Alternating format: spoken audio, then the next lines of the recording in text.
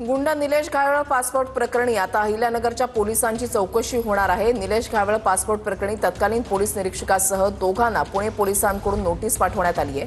Passport संदर्भातील चौकशीसाठी हजर होण्याचे निर्देश देण्यात आलेले आहेत।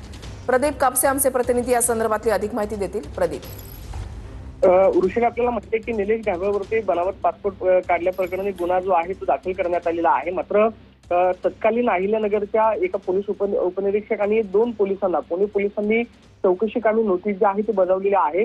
निलेश घायवळला पासपोर्ट देताना जे पोलीस व्हेरिफिकेशन होतं त्यामध्ये पोलिसांकडून चौकशी करण्यात आली नाही का, किंवा घायवळच्या ऐवजी त्यांना घायवळ हे नाव वापरलं, त्यामुळे पोलीस व्हेरिफिकेशन होत असताना त्याच्यामध्ये काही दिरंगाई झालेली आहे की याची चौकशी पुणे पोलिसांना करायची आहे। पुणे पोलिसांनी बनावट पासपोर्ट प्रकरणासंदर्भात गुन्हा जो आहे तो दाखल केलेला आहे। तत्कालीन एका पोलीस उपनिरीक्षकासह 2 पोलिसांना नोटीस जी आहे ती बजावलेली आहे।